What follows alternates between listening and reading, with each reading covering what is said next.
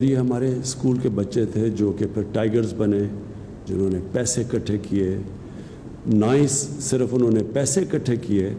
لیکن جب وہ پبلک کے اندر گئے پیسے اکٹھے کرنے کے لیے تو جو پبلسٹی ملی، اس پبلسٹی کی وجہ سے ہم آخر میں اتنا پیسہ اکٹھا کر سکے کہ پاکستان کا پہلا ایک اسپیشلائزڈ کینسر ہاسپٹل بنا سکے، اور وہ ہاسپٹل جو آج تک 75% کینسر کے مریض ان کو مفت علاج کر رہا ہے، اور یاد رکھیں سب سے مہنگا کینسر کا علاج ہے۔ تو میں صرف اس لیے کر سکا کہ میرے ساتھ اسکول کے بچے ایک والنٹیئر فورس بنے، اور وہ جو ٹائیگر فورس تھی اس لیے کامیاب ہوں۔ تو اس لیے میں نے سوچا کہ ایک ٹائیگر فورس آج اکٹھا کرتے ہیں، ہماری ملک کی مدد کریں اس مشکل وقت میں۔ تو اب آپ کے لیے میرا جو آج پیغام ہے وہ یہ کہتے ہیں کہ سب سے پہلے تو اب ہم نے آہستہ آہستہ یہ لاک ڈاؤن کو کھولنا ہے۔ ہم کیوں لاک ڈاؤن کو کھول رہے ہیں میں آپ کو بتا چکا ہوں کہ بہت زیادہ لوگ متاثر ہو چکے ہیں لاک ڈاؤن سے، نوکریاں چلی گئی ہیں، وہ طبقہ جو کہ صرف دہاڑی دار تھے، جو گزارا کرتے تھے، جو پیسہ آتا تھا اس سے بچوں کا پیٹ پالنے سے، وہ سب مشکل میں پڑ گئے۔ تو اس لیے جو ہم جب لاک ڈاؤن کھولیں گے تو تاکہ لوگوں کو نوکریاں ملیں واپس، لیکن ہمیں پتہ ہے کہ اگر ہم نے ایسا لاک ڈاؤن کھول دیا کہ جدھر لوگ جمع ہونا شروع ہو گئے، اور جو ہم SOPs یعنی جو شرائط ہم رکھ رہے ہیں لاک ڈاؤن کھولنے کے لیے، اگر لوگوں نے ان کے اوپر عمل نہ کیا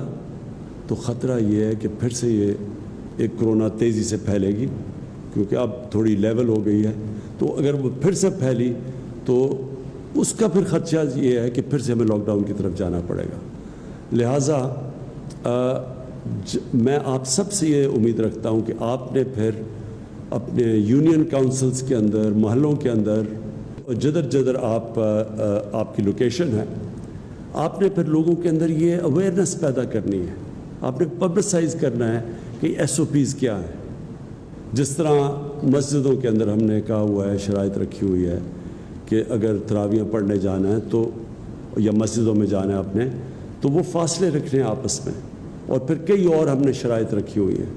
تو یہ والنٹیئرز کا، یہ ٹائیگرز کا کام ہوگا کہ لوگوں کو آگاہ کریں کہ یہ اگر مسجد کھل رہی ہے تو آپ نے مسجد میں جانا ہے تو یہ آپ نے ان شرائطوں پہ عمل کرنا ہے، اگر دکانیں کھل رہی ہیں تو تب آپ نے کیا کرنا ہے، اگر فیکٹریاں کھل رہی ہیں تو آپ نے لوگوں کو آگاہ کرنا ہے اس چیز پہ۔ حالانکہ یہ جب ہم کھولیں گے فیکٹریز اور دکانیں اور سب چیزیں، تو اس میں ذمہ داری جو فیکٹری کا مینیجر ہے اس کی ذمہ داری ہوگی، جو دکان چلاتا ہے اس کی ذمہ داری ہوگی، لیکن عوام کے اندر ہمارے ٹائیگر فورس جا کے لوگوں کو آگاہ کرے گی۔ سب سے بڑی تو یہ ذمہ داری ہے، کیونکہ یہ سب سے بڑا ہمارے لیے چیلنج اب ہوگا کہ ایک طرف لوگوں کو کرونا سے بھی بچائیں، اور دوسری طرف ہم یہ بھی دیکھیں کہ لوگ بے روزگاری سے، بھوک سے نہ مریں، تو ان کے لیے روزگار بھی ہو اور پھر کرونا سے بھی بچائیں۔ اس بیلنس کے لیے آپ ٹائیگرز کی ضرورت پڑے گی کہ پبلک کے اندر یہ اویئرنیس کیمپین کریں، لوگوں کو آگاہ کریں کہ کن شرائط کے مطابق ہم لاک ڈاؤن کو کھول رہے ہیں۔ دوسری چیز جو میں پہلے کہہ چکا ہوں، مسجدیں، ان کے اندر یوٹیلیٹی سٹورز، میں بھی کہوں گا بھی ہمارے یوٹیلیٹی سٹورز کے چیئرمین بیٹھے ہوئے ہیں، میں اس کے ڈاکٹر ظفر مرزا کو یہاں بٹھایا ہوا ہے، کیونکہ بہت زیادہ میڈیکل پروفیشن کے لوگ جو میڈیکل فیلڈ سے تعلق رکھتے ہیں انہوں نے بھی ہمارے ٹائیگرز بنے ہیں۔ تو یہ ڈاکٹر مرزا کو کہوں گا کہ آپ کو گائیڈ کریں، یوٹیلیٹی سٹورز کے ذوالقرنین آپ کو بتائیں گے چیئرمین، کہ ان کے اندر آپ نے کیسے کیا چیز دیکھنی ہے جا کے یوٹیلیٹی سٹورز پہ۔ میں چاہوں گا کہ عثمان ڈار آپ سے مختصر بات کریں کہ جو انہوں نے سیالکوٹ کے اندر ایک پائلٹ پروجیکٹ کیا ہے والنٹیئرز کے ساتھ، ٹائیگرز کے ساتھ،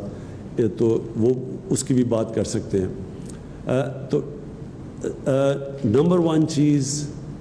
کہ ٹائیگر فورس ایک والنٹری فورس ہے، آپ نے کہیں پیسے اکٹھے نہیں کرنے، آپ کا کام یہ نہیں ہے، آپ کو کوئی تنخواہیں نہیں مل رہی، آپ ایک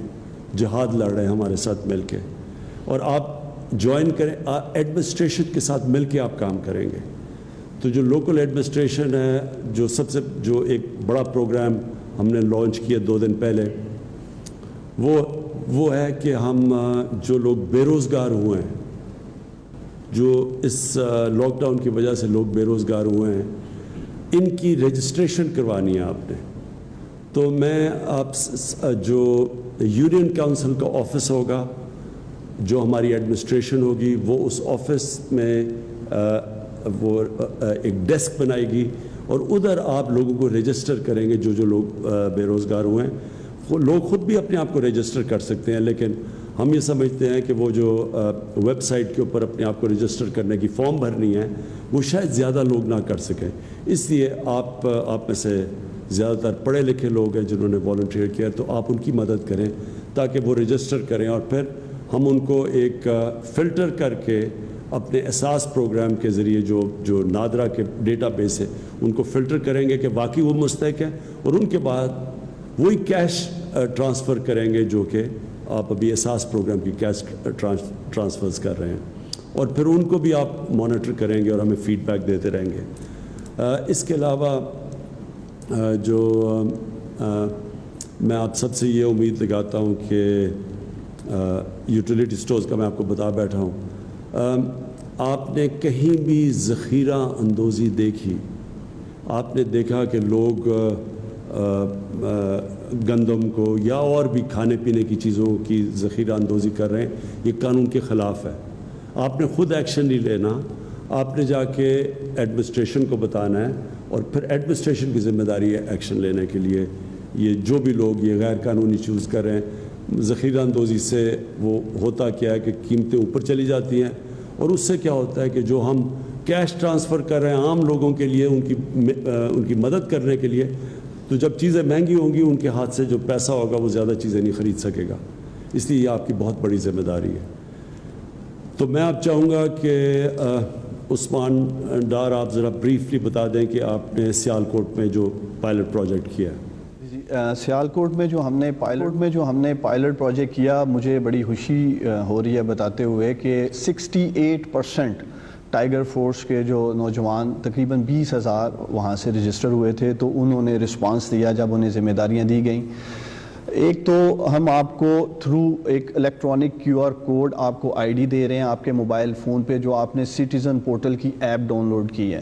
دوسرا, آپ کو تمام تر ذمہ داریاں ڈپٹی کمشنر آفس سے یا اسسٹنٹ کمشنر آفس سے تھرو ایپ جو سٹیزن پورٹل کی ہے, وہاں آپ کو بتایا جائے گا کہ آپ نے کس لوکیشن پہ پہنچنا ہے. مثلاً ہم نے 4-5 جو کام کیے ڈسٹرکٹ سیالکوٹ میں, ایک 203 بیڈ کا فیلڈ ہاسپٹل آپریشنلائز کیا, اس کے لیے CM پنجاب سردار عثمان بزدار صاحب تشریف لائے. 403 کے قریب جو ہیلتھ ورکر تھے سیالکوٹ سے جو رجسٹر ہوئے, جس میں 71 MBBS ڈاکٹر تھے,